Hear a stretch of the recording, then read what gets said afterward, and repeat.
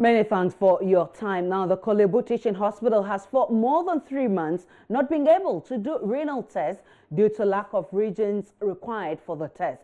The renal test is particularly to determine how the kidney is functioning. But patients who visit the Korle-Bu Central Laboratory for the test are rather asked to go to private labs and present the results back to Korle-Bu. Some of the patients who spoke with Adom News expressed their frustration and asked the hospital authorities to resolve the issues soon. The reagent test costs 36 cedis when done at the Korle-Bu Central Lab, but private labs charge between 45 and 80 Ghana cedis. Aside the shortage of the reagent needed for the test, Adom News gathers that some of the machines used to run the test have broken down. The news team also gathered that the challenges confronting the lab are perennial and management has not done much to improve the situation. The situation at the lab also affects other laboratory services, and patients have no choice but to look to private facilities. About 5 months now, anytime I come, there is no reagent. So we have to go out and do part and then come and do the rest in Korle-Bu. In his case, he has to do a weekly test. It's really bothersome because my husband, for instance, is a pensioner. And we have kids who are still schooling. So if we should go out to do the expensive ones, it's really, it's very costly. So it bothers us a lot. I'm frustrated because my ward has been transferred. I've been transferred from polyclinic to the main surgical, which is the renal unit. And they asked us to go and do a lab, which the lab is not, central lab cannot do it. So we went outside and go and do it. And it's a big challenge for us because from central lab to outside, you have to walk a whole, if you don't know the place, somebody has to lead you to the place before you do your lab. The lab manager at Korle-Bu Central Lab, Mohammed Yanusa Osman, admitted the lab is unable to run the tests because they owe suppliers. We have everything, but it's a matter of we don't have reagents. Reagents we order from abroad. Okay? And we use the reagent and pay them. Pay who? The suppliers. Oh, okay. So it's not about a matter of 1 CD, 2 CD. We pay them, say, we owe them maybe $1 million. We didn't pay. We've used the reagent. We get money. We use the money. We use the money. So now we need reagent. We give notification. 6 months ago, we will run short. 5 months. Every month, now every week, there was no money to pay them. We have consumed their reagent. So what will they do? They will not supply you reagent. So if they don't supply you reagent, what is going to happen? You will not run. Sure. So if patients come, what will you tell them? Go elsewhere. Meanwhile, the Public Relations Officer of the Ghana Association of Medical Laboratory Scientists, Dennis Edujesi, says the Korle-Bu issue is just one of the many problems labs across the country are faced with. He says the best way to resolve the issue of labs' inability to run certain services is by passing the National Health Laboratory Policy, which the Ministry of Health and the Ghana Health Service are yet to pass. The Tema Regional Police Command says it is going all out for every member left in the robbery gang led by Alhassan Adams, popularly known as Dogo America, who was shot dead Tuesday. The deceased was the commander of 60 armed Trigger Happy Land Guards who have terrorized residents within the region. The ringleader is believed to be behind the shooting of Constable Michael Koi Monday night whilst he was way to prepare for patrols. The death of Constable Koi was preceded by a shootout between Dogo's camp and the police last week Thursday, resulting in the death of a member of the gang at Community 9. However, a swift investigation and intelligence Tuesday led the police to a meeting point for the suspected robbers at Ashaiman, Washington, and subsequently to Dogo's residence. At a media briefing, Tema Regional Commander DCOP George Tufor says Dogo America had been on police wanted list for years for other crimes. 4 suspects within the premises to assist investigations. The following items were also picked from the scene: 1 AK-47, rifle, 2 SMG rifles, a dagger, a machete, a pair of pliers, 2 screwdrivers, and 12 rounds of live ammunition. Preliminary investigation have revealed the following. Dogo America commanded at least 60 usually armed, trigger-happy land gas. He is believed to have a stockpile of arms and ammunition, some of which had earlier been retrieved and at CID headquarters, Accra. On July 30th, 2015, 2 AK-47 rifles and ammunition concealed in a sack were retrieved by the police team from one of his hideouts at Doyum. Meanwhile, DCOP George Tufo is urging the public to continuously furnish the police with vital information on the activities of criminals. The case is currently pending before court in Accra. In November 2016, 8 weapons were retrieved from him at his block factory at Bichile. The police administration wishes to use this opportunity to assure the people of Ghana, particularly residents of Tema and its environs, that it will not relent on its efforts to make the metropolis safe for law-abiding citizens. Strategies are being outlined to pursue the members of the gang. The public is therefore urged to partner with the police by volunteering information. You can report any nearest police. You can report to any nearest police station or call the number on 1-855-191 or 030-320-2936. Minister for the Interior, Ambrose Derry Mewell, says his outfit will take a second look at the 5,000 cedis package for police officers who die in the line of duty. He says the ministry is ready to roll out a system that will run across board for all officers who suffer similar fate. A police officer, Michael Poi, was recently shot and killed by some criminals in his way to patrol duties. Another officer was mistakenly killed some 2 weeks ago by his colleagues after they mistook him for an armed robber.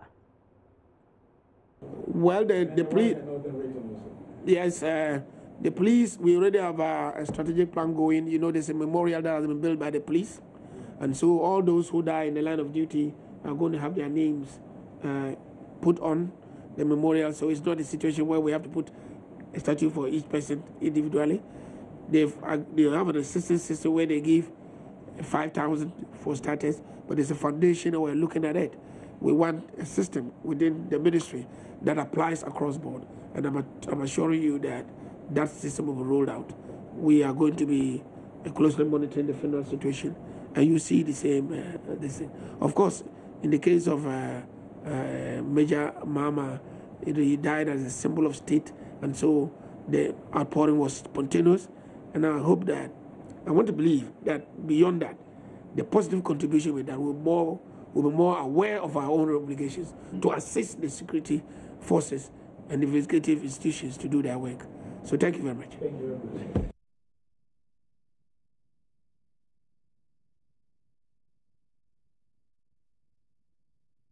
Speaking during a familiarization tour of some agencies under his ministry, Mr. Derry stated the Birth and Death Registry is complicit in the child trafficking menace as some workers assist people to forge trafficked children's dates of birth. Joy News Kwetenati's latest documentary puts the spotlight on how some young girls who are lured to the Gulf states under the pretext of work are maltreated and sexually molested. Interior Minister Ambrose Derry enumerates measures his ministry is taking to curb the menace.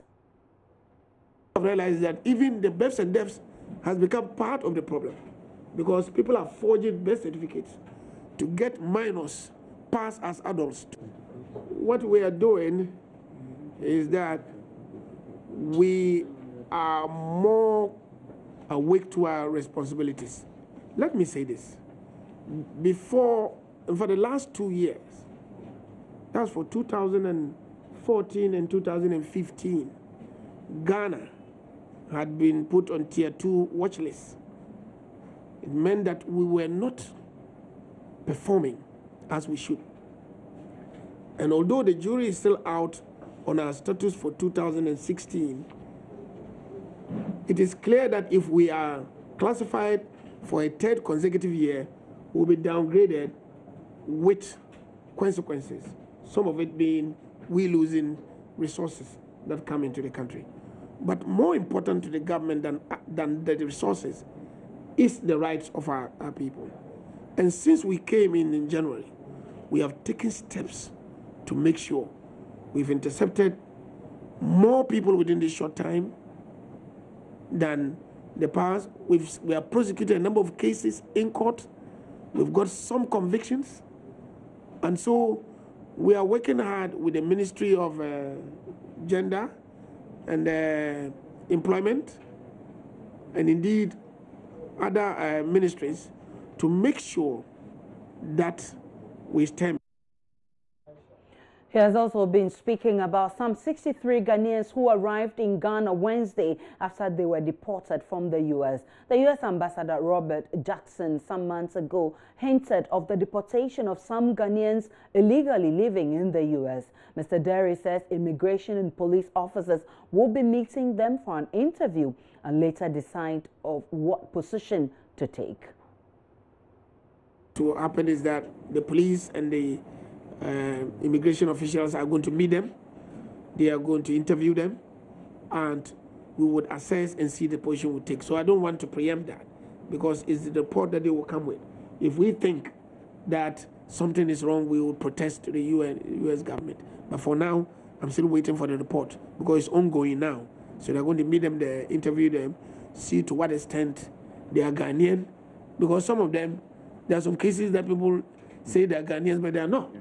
And so our position is that we will not accept people who are non-Ghanaian. And so, first of all, we have to find that these 62 have come. Who are they? Are they really Ghanaian? And I'm sure at the appropriate time, I've asked that when they do finish their exercise, they will talk to the press. Now we want to be sure that what we are doing, we keep informing the press. We've seen that. Contrary to reports that the 63 Ghanaian males deported from the United States were illegally resident in that country, Joy News checks has revealed that a number of them had legal status and were deported after being indicted of theft and drug offenses. The 63 deportees landed at the Kotoka International Airport at about 8 Wednesday morning on board a special flight. Speaking to Joy News, the Director of Public Affairs at the Immigration Service said some of the deportees had their asylum application turned down by the U.S. government at the last minute. The United States today? Oh, we this morning we received about 63 Ghanaian males from the United States who have been deported. And do we know the circumstances under which they were deported from the States? Yeah, basically what we received by way of documentation that they were involved in various offenses, including petty theft and drug abuse. Okay, so it's not as if these guys do not have, the permits to live in the United States. Is that the case? Yes. Nothing shows that those who came, some of them were illegally, went there illegally. Oh, okay. Yes. Once they had legal documentation as to their stay, then it presupposes that they entered through the legal means. Through the legal means. Yes. And is it appropriate that once these guys arrive at the airport, we just allow them to go to their various homes? The immigration office didn't take them through any protocol? Yes, we did. We went by our protocol that they were received by immigration officers and taken through the normal demarcation processes. Then there are other formalities that they go through at our end. Then from there they are handed over to the BNI for debriefing. Then they were given to the NADMO to be assisted to their various destinations. So these guys you just mentioned were involved, some were involved in petty thefts and others were using drugs. Yeah. Reason why they were deported. let's look at those involved in petty thefts. How is the security agency going to keep tabs on these guys? Yeah, thank you. That's why I said after going through immigration formalities, they were given to the BNI for debriefing. And even from there, the CID was there to take their fingerprints. So we will then build, if I say we, the security agencies, will build a profile on each one of them. Then the necessary monitoring or otherwise will be done. Did we identify any security threats among these 63? By the offenses, yes, we can hold them as threats and take the necessary precautions through the formalities that we took them through to ensure that they are monitored. Still to come in this bulletin, Supreme Court orders Auditor General to commence process of surcharging any person found guilty of misappropriating public fund in their reports following pressure group Occupy Ghana's action against the Auditor General for failing to do so. Stay with us, we'll bring you the details after this break.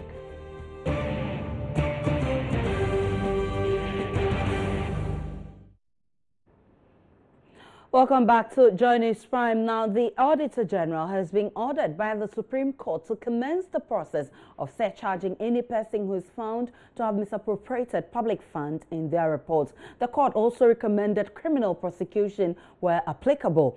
The Supreme Court reached this decision after a pressure group, Occupy Ghana, instituted an action against the Auditor General for failing to do so. Joining Joseph Akable was in court and now reports. The group initiated the action sometime in June 2016. Now, this was after they had had a series of engagements with the Office of the Auditor General, which they described as unsatisfactory in the arguments before the court. Essentially, their case hinged on Article 187 of the 1992 Constitution. Now, this is the provision that sets up the Office of the Auditor General. Specifically, they refer to Article 187(7)(b) of the 1992 Constitution that says, may disallow any item of expenditure which is contrary to law and surcharge. Now, their argument was that since the promulgation of the 1992 Constitution, the state had failed woefully to implement this aspect that is allowed under the Constitution to the Office of the Auditor General to retrieve money. They make the argument that since the promulgation of the Constitution, some 40 billion cedis in terms of expenditure from various state agencies has been reported by the Office of the Auditor General, yet no steps have been taken to retrieve the said money. The orders given by the court presided over by Justice Sophia Ekufo are three specific orders. First, it says the Auditor General must issue disallowance and surcharge in respect of all state monies found to have been expended contrary to law. Secondly, the Auditor General must take steps to recover all amounts lost to the state, and this covers private persons. And third, the Attorney General, I must say, must ensure enforcement of the orders, including criminal prosecution where necessary. And that was the decision given by the 7-member panel presided over by Justice Sophia Ekufo. Reporting for Joy News, Joseph Akable, Supreme Court, Accra. Away from the Attorney General, but still sticking with legal matters, an Accra Circuit Court has admitted to bail 2 Russians and 2 Ukrainians standing trial for allegedly engaging in illegal mining. They were picked up in the Ashanti region during the Lands and Natural Resources Minister's tour of mining areas. Justice Abuaje Tano said the court was inclined to grant the request since they had indicated willingness to comply with the court orders. There's more in this report by court correspondent Joseph Akable. It was indeed good news for the 2 Ukrainians and 2 Russians granted bail by Justice Abuaje Tano.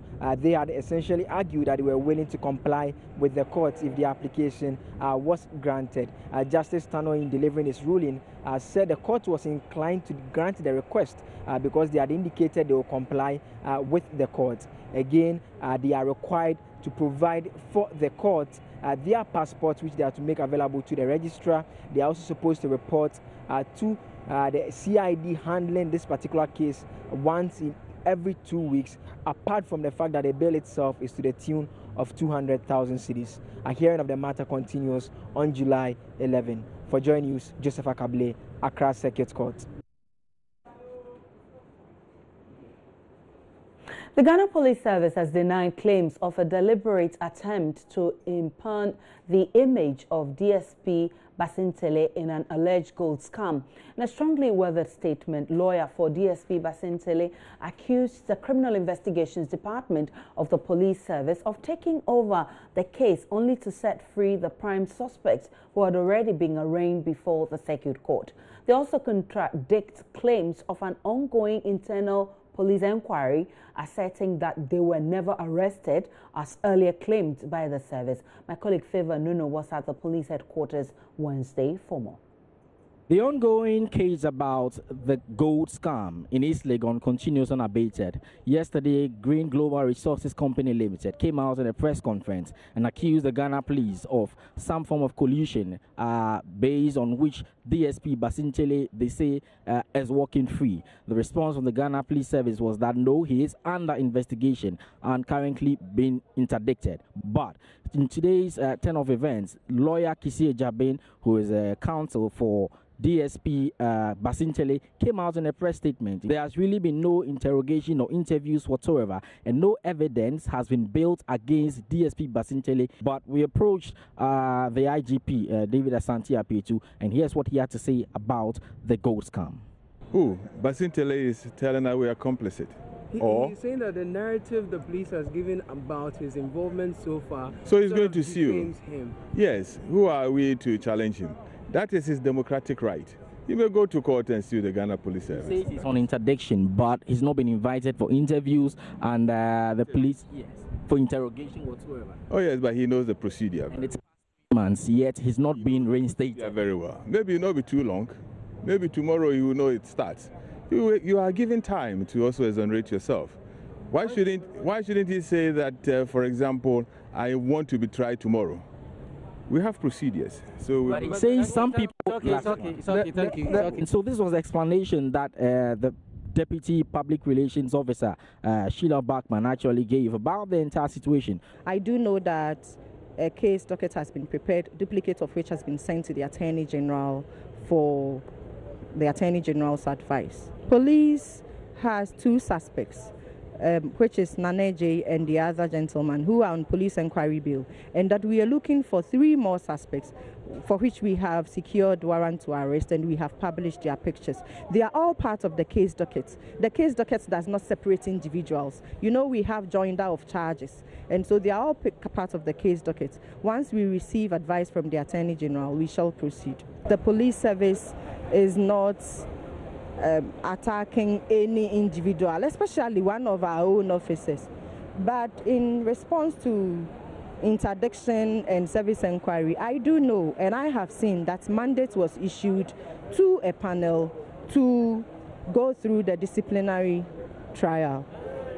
So, and that is what I can say. If it hasn't been served on him or if it is yet to be served on him, that I cannot. But he maintains it's past 3 months and this has not been served on him. He's not come for any interrogation whatsoever, and yet it is said that he's been interdicted. Interdicted for what? It's past 3 months.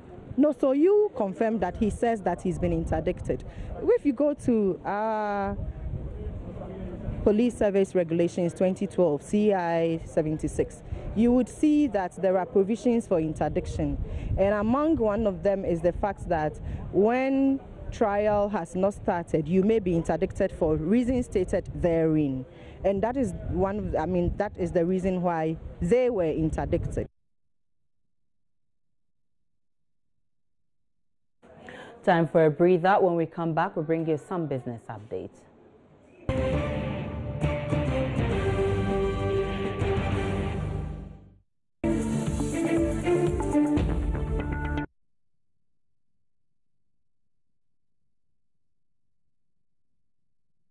Hello, good evening and welcome to Business. The Data Protection Commission says it will start publishing a list of companies and institutions and other data controllers who have not registered with the Commission come Monday, June 19. The state of data protection in Ghana has been a source of worry to government, especially handling personal information of clients and also misrepresentation of information. Speaking at a press briefing in Accra, the Executive Director of the Commission, Teki Akwete Falconer, cautions the general public to look out for a data protection license from any business before transacting businesses with them.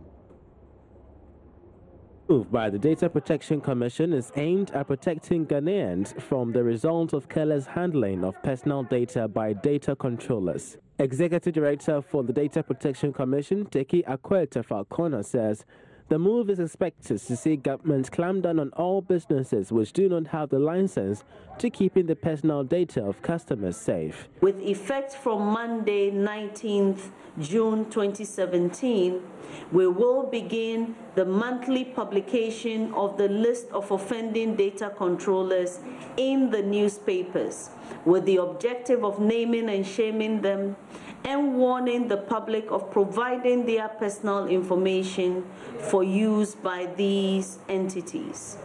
This publication will be followed shortly by the arrest of the offending data controllers and subsequent arraignment before our courts. The illegal data controllers we are talking about includes a number of ministries, departments, and agencies. Speaking to Joy Business, Teki Akwete-Falconer revealed that data protection could be best enforced if the private sector engages with government in ensuring that the privacy of clients is secure. They are in their thousands, if I should put it simply.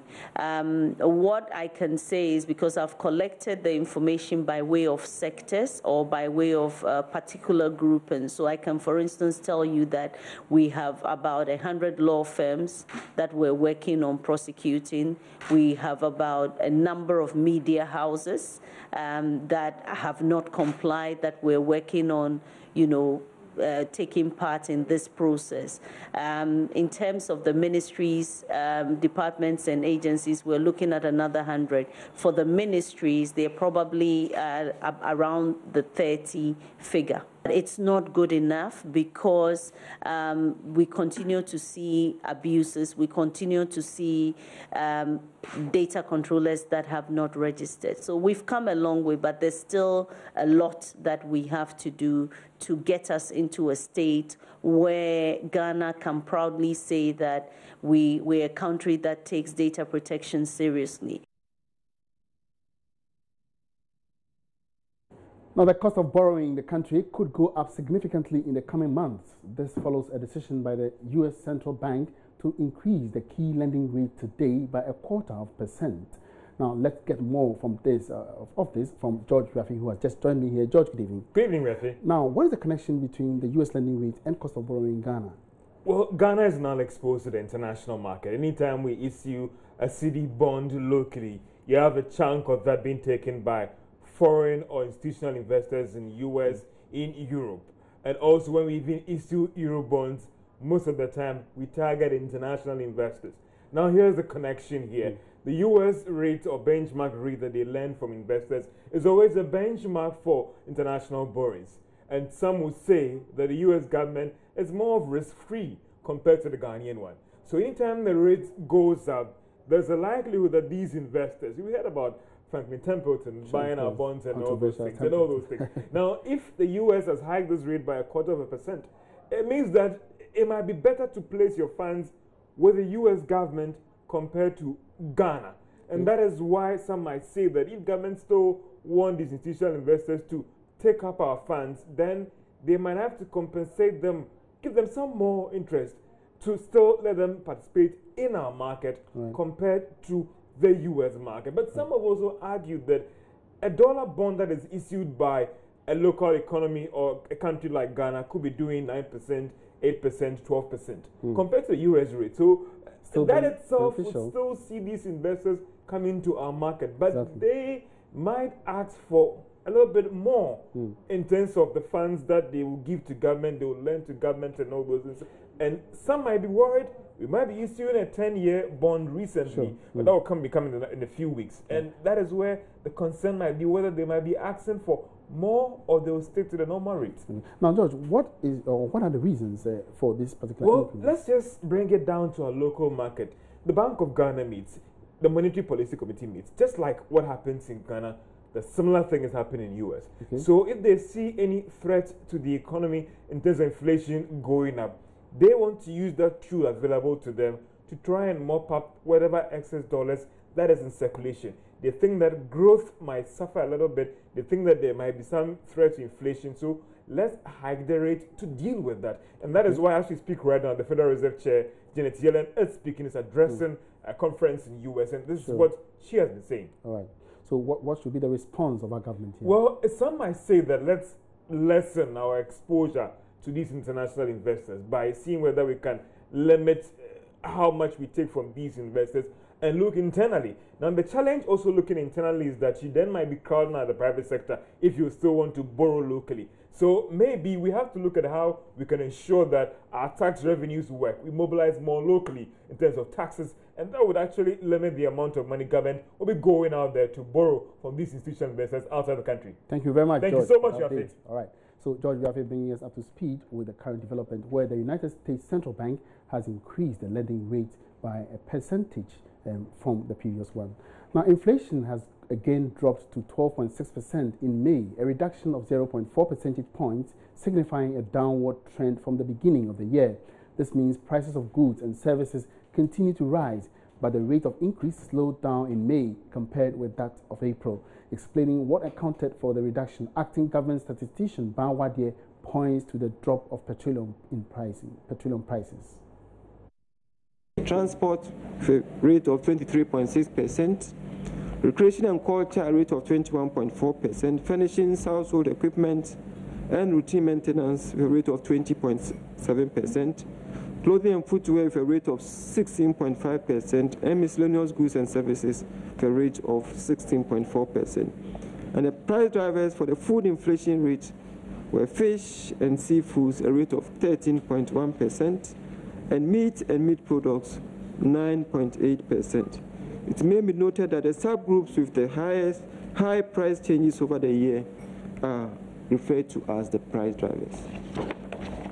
At the regional level, 5 regions, Greater Accra, Upper West, Ashanti, Borno-Ahafo, and Western recorded inflation rates that were higher than the national average of 12.6%. The Greater Accra region recorded the highest year-on-year inflation rate of 13.6%, followed by Upper West region with 13.5%, while Upper East region recorded the lowest inflation rate of 9.1% for the month of May 2017. The May 2017 year-on-year inflation rate of 12.6% is the lowest since December 2013. Now, commercial production on the Sankofa Jinyame oil and gas field officially starts next month after President Akufo-Addo turns the valves on the John Kufuor FPSO on July 6th. It is expected to generate production of about 45,000 barrels of crude oil in the first phase and up to 180 million standard cubic feet of gas by the end of next year. Energy expert Ben Boache is concerned about the lack of the necessary structures to enable the country actually benefit from the oil field.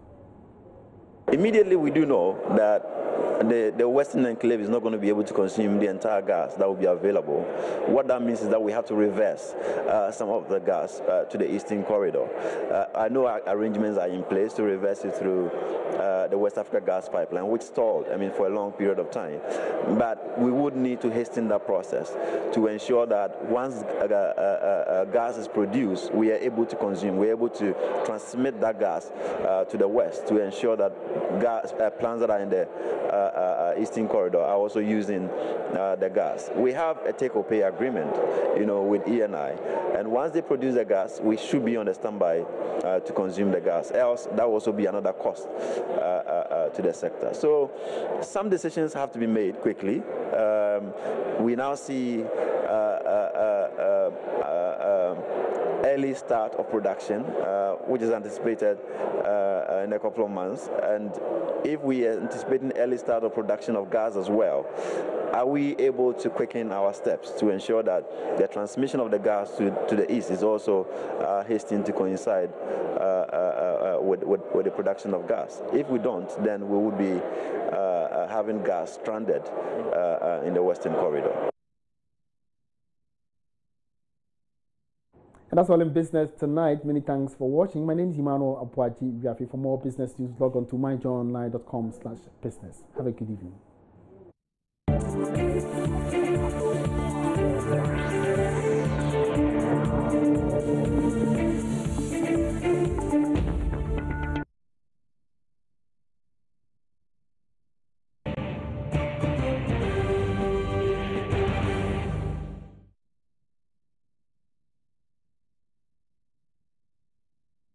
This is Joy News Prime. Let's settle down for the rest of the stories. Vice President Dr. Mahamudu Bawumia says government will consider the introduction of civic education as a subject in educational institutions in Ghana.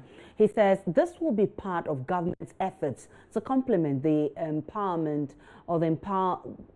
the work of the National Commission on Civic Education.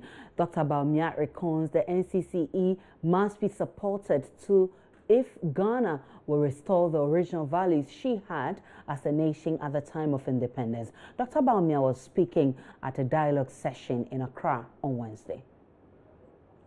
If we follow European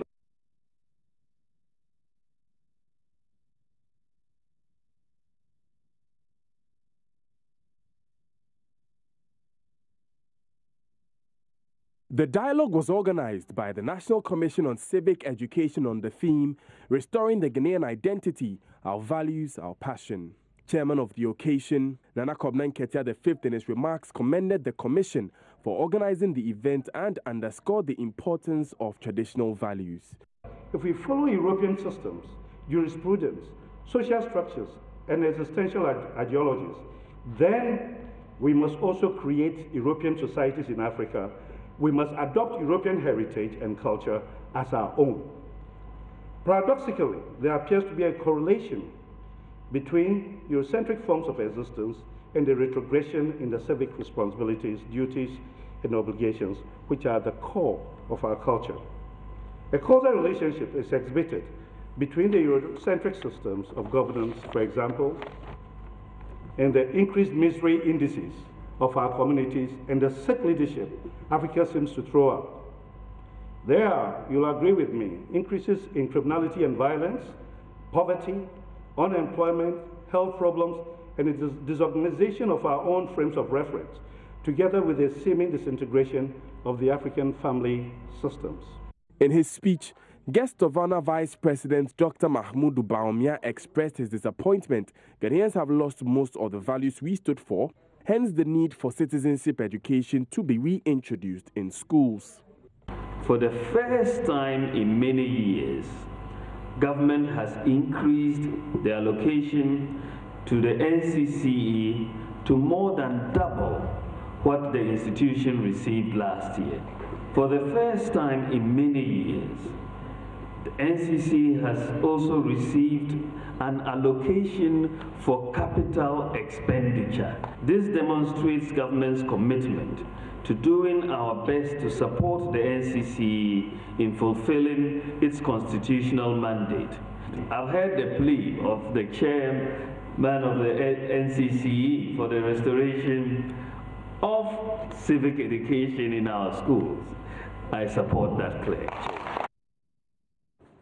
Retired diplomat and statesman KB Asante has blamed the recent incident of mob violence on the weakness of the institutions in the country. He says though mob violence has been practiced in rural communities and among the urban poor for decades, it is a deviation from the core values that defined Ghana from the time of independence and beyond. Mr. Asante, however, said the public has a bigger role to play in ensuring that the menace is uprooted from the society. He was answering questions as a member of a panel during the National Commission on Civic Education's dialogue on the theme, Restoring the Ghanaian Identity, Our Values, Our Passion.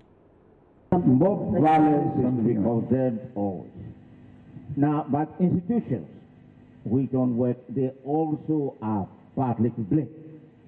But we were taught, again you talk about, we were taught at school and also Sunday school everywhere, that you don't take the law into your own hands. When somebody does something wrong, you report to the police and so on. That was how we were brought up. So mob justice was duplicated. It wasn't a thing which was done.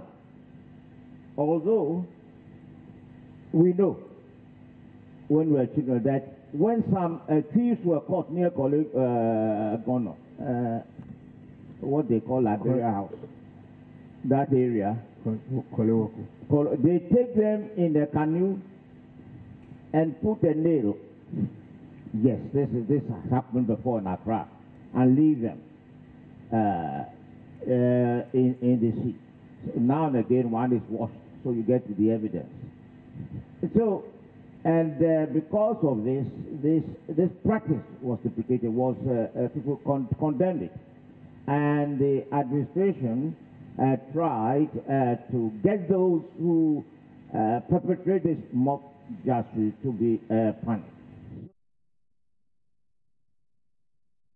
Former rector of the Ghana Institute of Management and Public Administration, GIMPA, Professor Stephen Adair, says public school teachers are, quote, murdering, unquote, their pupils and subsequently the future of the nation. He says the lack of proper supervision in public schools has brought about a degeneration of the educational system to the extent that 80% of Ghanaian schools are unable to educate their students. This is a report by Daniel Dazi. Experts largely blame the weaknesses in secondary and tertiary educational systems on poor foundations at the basic level. Though various reasons have been ascribed to these challenges in the educational sector, there is a prevailing opinion that the failure must largely be blamed on the teachers of these children. In a recent OECD education ranking of nations in which Ghana was placed last, OECD boss Andrea Schleider stated what makes the top-ranked country stand out is that every teacher enters the classroom with a firm belief that every pupil there must succeed. Some educationists have even insisted that the people who enter teacher training colleges are not among the best performing students because the teaching profession is not attractive. They say these teachers therefore lack the leadership skills to ensure their students succeed. Professor Stephen Adair, however, disagrees with this notion and believes Ghanaian teachers are just under poor supervision, hence teaching their pupils poorly. When you look at the poor private schools, where the teachers are secondary school failures, they are still delivering better results than people from Cape Coast diplomas and certificates. And the reason is that supervision, accountability, autonomy, and empowering the head teacher, whose decision has to be respected by the teacher or they are out of the teaching field. If we do this, if we do what the private schools are doing, we will get better results. So I wouldn't put about so much of everybody who has gone to training college and passed has the capacity of teaching, except that they are not teaching, and we are allowing them to get away with, excuse me to say, murdering the future of our children and our nation. Daniel Dazi reporting for Joy News, Accra. Let's do some more stories. The Kumasi-based top businessman has been fingered in the murder of a 78-year-old hotel proprietor. Relatives of late Antonio Uso Adomako, who suspect contract killing, have filed a complaint to the police citing a man who is described as the victim's business associate. Proprietor of Coconut Guest House died on arrival at the Komfanoche Teaching Hospital after a masked man stabbed him several times in the lobby of the hotel at about 11 p.m. on Monday. A receptionist on duty had led the assailant at knife point from the reception to the lobby where Mr. Uso Adomako was relaxing after close of work. The 52-year-old receptionist reportedly locked the deceased and the assailant in whilst he sought help unsuccessfully from outside. Relatives point to previous encounters between the deceased and his business partner as grounds for their suspicion in his murder. Police have meanwhile confirmed receipt of information from the family, which is likely to influence their investigations, but they will not give details. Public Relations Officer at the Ashanti Regional Command, ASP Julian Obin, says the family has given police some clues. Well, I know that we are in touch with the family and will continue to be in touch until that point where we think that we are very much okay with the investigation. Possibly that they have spoken to us, yes, but it is something that we want to keep under our sleeve. Not to just confirm what you have said, but it is that they have spoken to us. We want to keep whatever it is that the family has said and then move on it. At the appropriate time, when we have moved on information, giving us a lead as to who they think or suspect might have done that, we would be able to come out to confirm or deny who that person or whoever they are suspecting to have done this to the late Mr. Adomako. Well, I do not know which businessman you're talking about. I do not know the information that you have. What I'm saying is that yes, we are in touch with the family. The family has given us some clues. They have given us some lead, and at the appropriate time, we are going to move on that lead or that piece of information that the family has given to us. I continue to beg for all of us to have a bit of patience, and then whatever information family gave us, if we move on it and it is again necessary that you get to know about it, we will come back as we are doing now to tell you who or what that person is. Final year students of the University of Education, Winneba, seem to be in a dilemma as there is no clear indication when they will be graduating from school. The graduation ceremony, which should have taken place in April, has reportedly been put on hold because there is no University Governing Council. Students of the university have been expressing their frustrations. Similarly, master's students at the Ghana Institute of Journalism have had their graduation postponed indefinitely over the same issue. At least 130 students who pursued Masters of Arts in Development Communication, Public Relations, Media Management and Journalism will be affected. The situation has been blamed on the changing government, which apparently caused the dissolution of the councils appointed by the NDC administration. Master student Samuel Dowuna explained on the Pulse how the delay in issuing their certificates is affecting career progress of some of his colleagues. The council is supposed to be constituted by, a number of bodies. The school has produced some people, SRC has produced some people, industry, the media industry, and then of course the alumni, and then of course government, and those who are supposed to be on the council from all these bodies that I've mentioned are ready, except the representation from government. That is what we are getting from the school. So in effect, it is the government that is delaying the graduation. And my thing is, this council oversaw our our completion of our master's programs. Why don't you just let them finish February? That was just a month after the new government took power. Let them finish, let us graduate, let us go. And then reconstitute the council the way you want. Why you stall our graduation and you prevent people from getting their promotions? And some of our members are complaining that they have not be able to present certificates for promotions and stuff.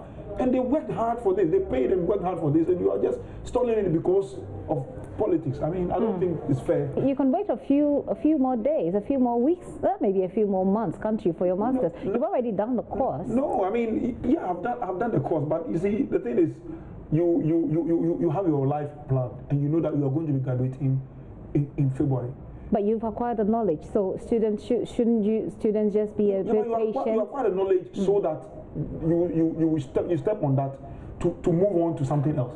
And that document that you need so that you can move on, it's not being given to you. Yes, we are applying the knowledge, all right, and everything, but you need that, and people need a certificate for various purposes. We can also listen to some students of the University of Education. The point is that as we have completed school, there are some of us who did the course who are not in classroom. They are waiting for the certificate to look for employment elsewhere. Because of this decision, they are unable to do anything until maybe the determination of the case.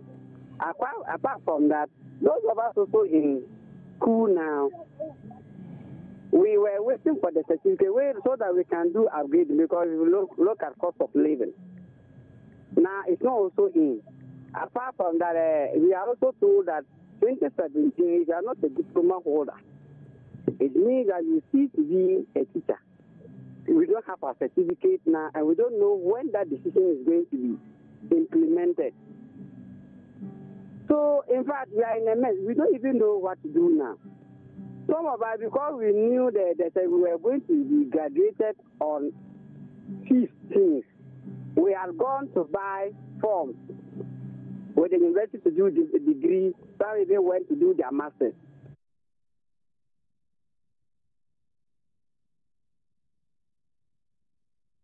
Joining us for more on this developing story is Registrar of the Ghana Institute of Journalism, Mr. Perry Ofosu.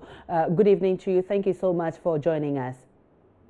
Thank you very much. Mr. Fosu, can you explain to us the reason why students have had their congregation delayed? Thank you.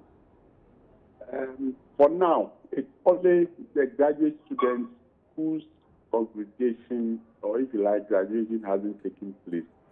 It normally takes place early in the year. Unfortunately for us, the governing council period of operation ended in November 2016. And under normal circumstances, the Ministry of Education, through the National Council for Tertiary Education, reconstitutes the governing council. If you take a careful look at the act establishing the Ghana Institute of Journalism at 717, it stipulates that award of certificate or degree are by the council. And therefore, once the council is not in place, the management is not able to organize the congregation and award certificate and degree. When is the council going to be put in place, and when are they likely to be graduated? Thank you very much. The government under the Ministry of Education constitutes the council. And the council is made up of various constituents. We have institutional representation and we have governmental representation. And so it is the Ministry of Education that constitutes the council. And therefore, until that is done, there are major decisions and activities that the Institute is unable to undertake. The Institute has a management. The management is limited in its activity. Many of the activities are supposed to be sanctioned and approved by council. All right, many thanks you. Perry Ofosu is the registrar of the Ghana Institute of Journalism.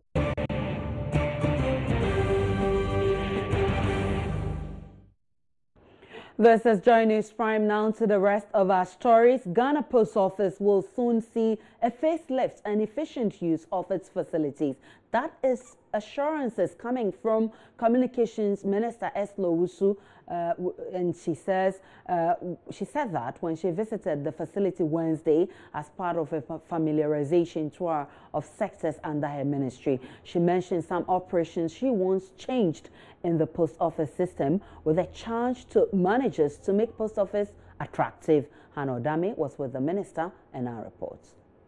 In 1876, the Ghana Post Office was established to offer these services: postal, financial, courier, retail and agency services. Over the years, however, there has been low turn of events, causing this particular facility to run in debts. Acting Managing Director James Kofi, however, tells me they are going to restructure the place. We have to do some marketing and advertising. For this year, we are trying to put together, make our fundamentals better, so that when we come to you and we advertise, we can deliver on whatever we have promised to you. But within a short time, you will see our footprints in the area of e-commerce, financial services, and even with the traditional mail, doing a lot of improvements to make us more reliable. Most of all, we are hoping to have all our items would have the ability to track within, say, 12 months from now. The minister talked about restructuring. Which specific areas are you going to target and how? Well, when we talk about restructuring, fundamentally we have to restructure our cost base. that will mean that we have to look at our people and see if the number of people that we have in-house is the right number and if it is fit for purpose. Fit for purpose means that do we have the right skills and capabilities? Where we are going now within the in the future, we need to have people who are customer focused, technology savvy, and as a business, we need to be commercially oriented.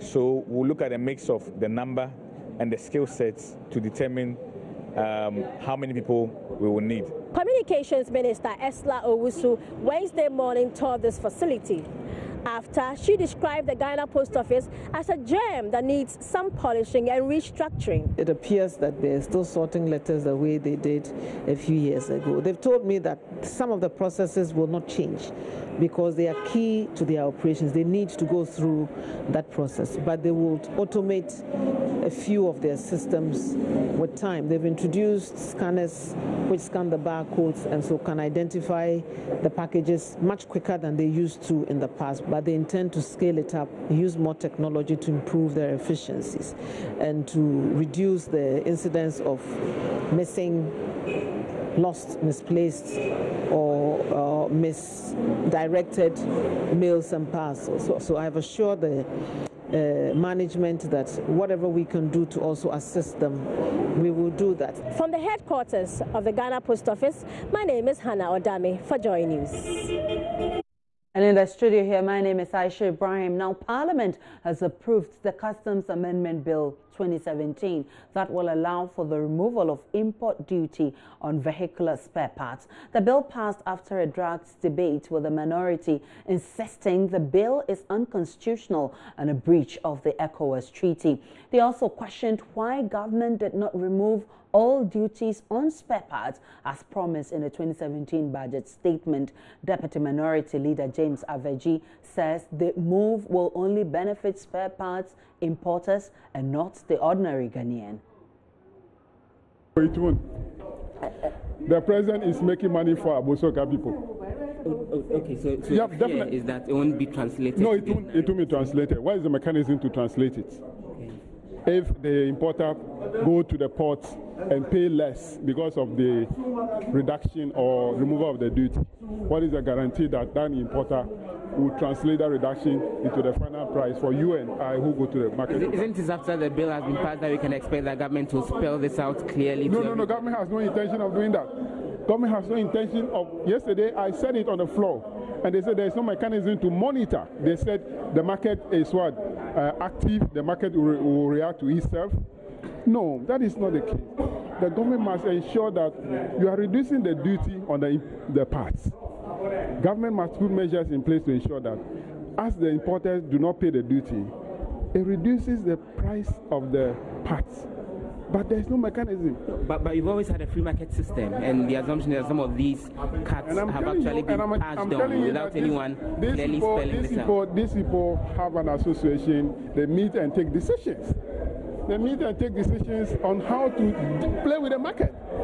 So they will go and get the reduction and reach their pockets.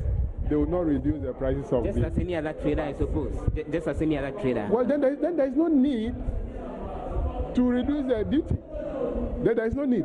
So for you, this shouldn't have been. Because the targeted people, the targeted beneficiaries, who. Minister of Defense Dominic Nitiwul says Ghana is beefing up security with neighboring countries to prevent possible attack from terrorist groups operating in the sub-region. Contributing to a statement on global terrorism on the floor of Parliament Wednesday morning, the minister said Ghana remains vulnerable to the threats of terrorist groups despite indications that the country is safe. The process was to allow our security forces to train in the disputed lands. And we are going to continue with that process to ensure that at least the security people, the army in particular, are there and can respond to whatever will come out of the area in any future event that something happens.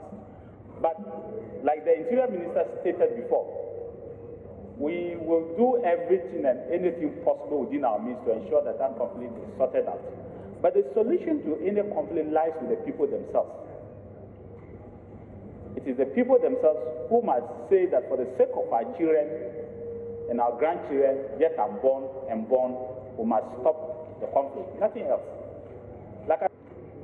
If the minority caucus as a group decides to go and engage them, if the majority caucus as a group decides to go and engage them, the people themselves will begin to see that the people of Ghana are no more interested in that. And they will reason up, and then I believe that this conflict will begin to calm down. But if they are left on their own, they will begin to look for that 10-mile square and insist that that is their land. We, on our part, like I said, the security, will start training in that particular area. The structures have already been put there. We'll start.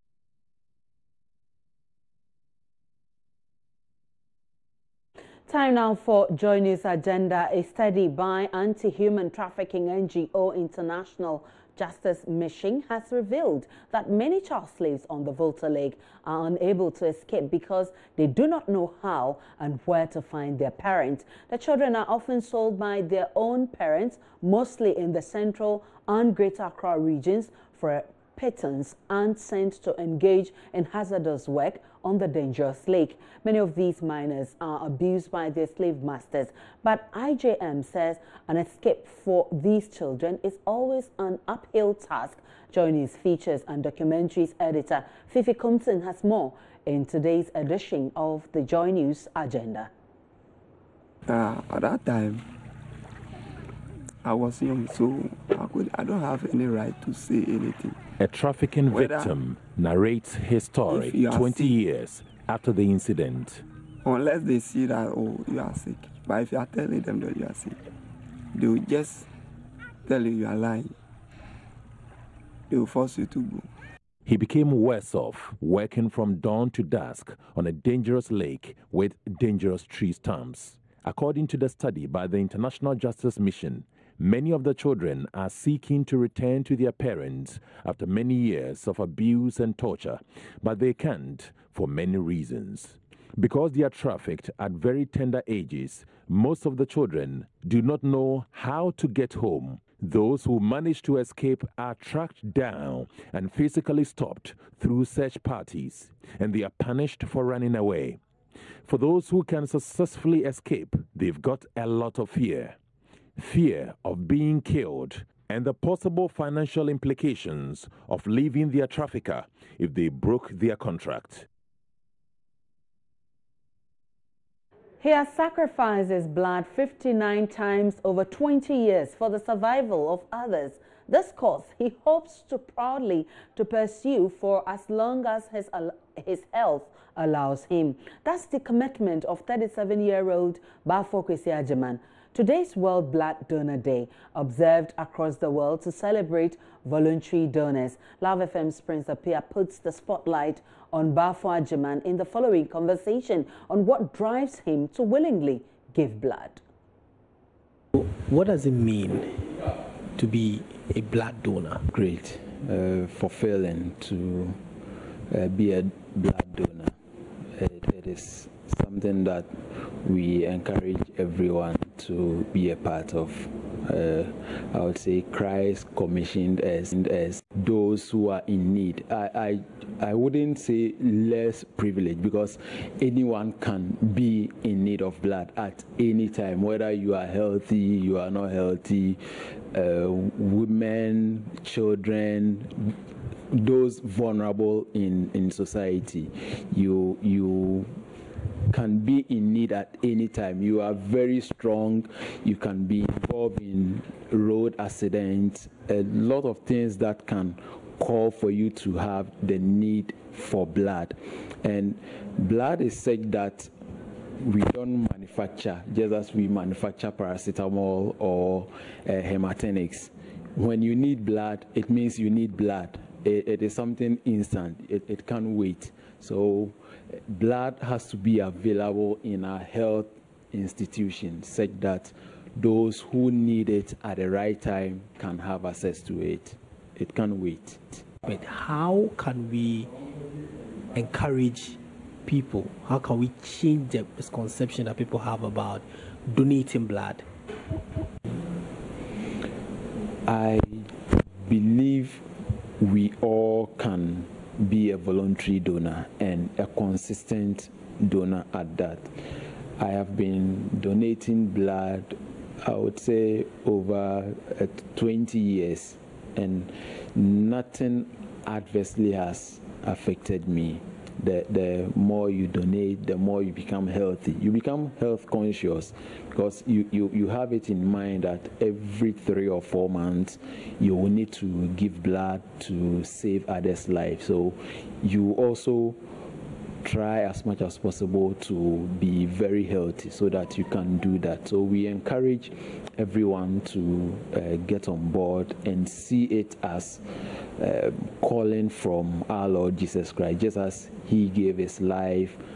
And that will be it for Joy News Prime. Many thanks for watching. From the rest of the production team, have a great one.